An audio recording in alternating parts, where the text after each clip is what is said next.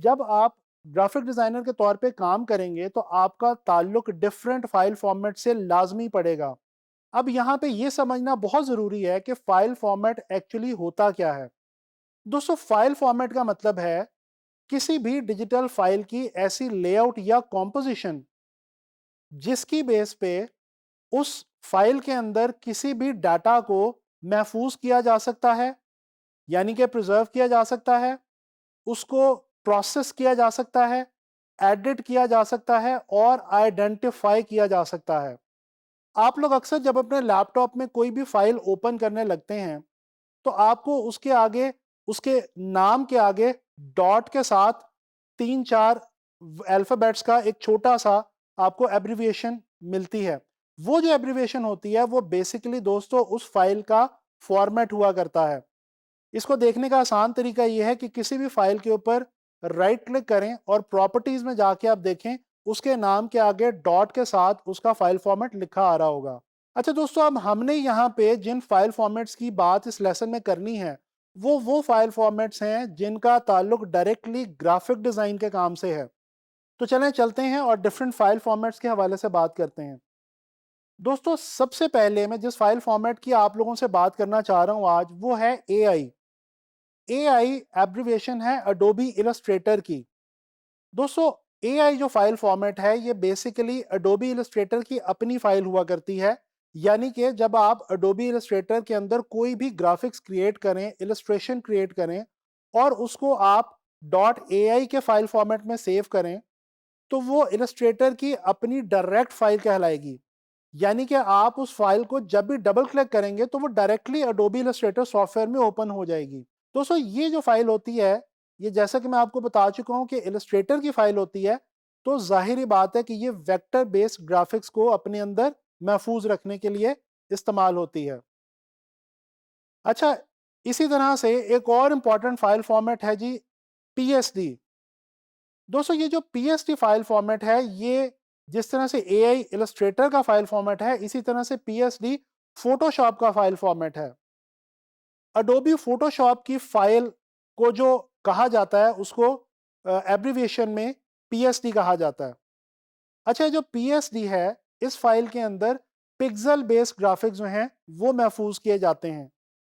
इस फाइल के अंदर लेयर्स, चैनल्स, टेक्स्ट, इमेजेस, बहुत सारा कंटेंट जो है वो मौजूद हो सकता है। और डेफिनेटली आप किसी भी PSD फाइल को जब भी डबल क्लिक करेंगे तो वो डायरेक्टली फोटोशॉप के अंदर ही ओपन होगी। अच्छा, इसी तरह से एक और इम्पॉर्टेंट फाइल फॉर्मेट जो कि हम ग्राफिक डिज़ाइनर के तौर पे काम करते हुए यूज़ करते हैं वो है JPEG। इसको JPEG भी कहा जाता है और कुछ लोग इसको JPG भी कहते हैं। दोस्तों, JPEG एब्रिविएशन है ज्वाइंट फोटोग्राफिक एक्सपर्ट्स ग्रुप की। दोस्तों, ये वो फाइल फॉर्मेट है जिसको वर्ल्ड वाइड वेब के ऊपर सबसे ज्यादा कॉमनली इस्तेमाल किया जाता है। इस फाइल फॉर्मेट का जो बेसिक मकसद है वो है किसी भी इमेज को प्रीव्यू करना। दोस्तों, यहां पे मैं आपको ये भी बताता चलूं कि ये फाइल फॉर्मेट प्रिंटिंग के लिए कोई खास एप्रिशिएट नहीं किया जाता और इसको ज्यादातर किसी भी इमेज को सिर्फ प्रीव्यू करने के लिए इस्तेमाल किया जाता है। उसके रीजन ये है कि इस फाइल फॉर्मेट के अंदर डाटा के लॉस होने का, यानी कि डिटेल्स के मिस होने का खतरा मौजूद रहता है। अच्छा जी, जो नेक्स्ट फाइल फॉर्मेट हम स्टडी करने जा रहे हैं वो है टिफ। टिफ का मतलब है टैग्ड इमेज फाइल फॉर्मेट। दोस्तों, ये जो टिफ फाइल फॉर्मेट है ये आमतौर पे प्रिंटिंग के लिए बहुत ज्यादा इस्तेमाल की जाती है और इसको आइडियल समझा जाता है प्रिंटिंग पर्पस के लिए। ये इस वजह से है क्योंकि इस फाइल फॉर्मेट के अंदर लॉसलेस कंप्रेशन लगती है। जब मैं लॉसलेस कंप्रेशन कह रहा हूं तो इससे ये मुराद है कि जब हम किसी भी फाइल को, चाहे वो इलस्ट्रेटर में हो या फोटोशॉप में हो, जब उसको हम टिफ में सेव करते हैं तो वो जो हमारा ग्राफिक्स होते हैं उनकी डिटेल भी मिस नहीं होती और फाइल का जो साइज है वो भी छोटा हो जाता है। लिहाजा ये जो टिफ फाइल फॉर्मेट है इसको प्रिंटिंग के लिए बहुत ज़्यादा अप्रिशिएट किया जाता है और इसके अलावा ये यूनिवर्सल फाइल फॉर्मेट के तौर पे भी इस्तेमाल किया जाता है।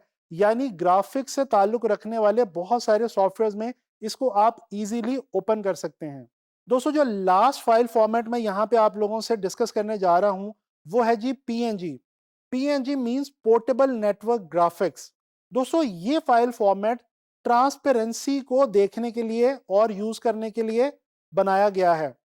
यानी कि अगर आप कोई भी ग्राफिक्स क्रिएट करें और आप चाहें कि उन ग्राफिक्स को बगैर बैकग्राउंड के ट्रांसपेरेंसी के अंदर आप देख सकें और इस्तेमाल कर सकें, तो आप उस फाइल को या उन ग्राफिक्स को इस फाइल फॉर्मेट के अंदर सेव करते हैं। दोस्तों ये जो पीएनजी फाइल फॉर्मेट है, ये आम तौर पे वेबसाइट डिजाइन करने के लिए बहुत ज्यादा इस्तेमाल की जाती है। इसके अलावा दूसरे जो साइबर मीडिया से रिलेटेड टास्क हैं, उनके अंदर पीएनजी को बहुत कॉमनली यूज किया जाता है। तो दोस्तों ये मैंने आप लोगों को कुछ फाइल फॉर्मेट्स के हवाले से बताया जो कि ग्राफिक डिज़ाइन के लिए बहुत ज़्यादा इंपॉर्टेंट फाइल फॉर्मेट्स हैं। मैंने आपको बताया कि इनके नाम क्या हैं, इनको हम किस पर्पस के लिए यूज़ करते हैं और ग्राफिक डिज़ाइन में इनका बेसिक ताल्लुक क्या है।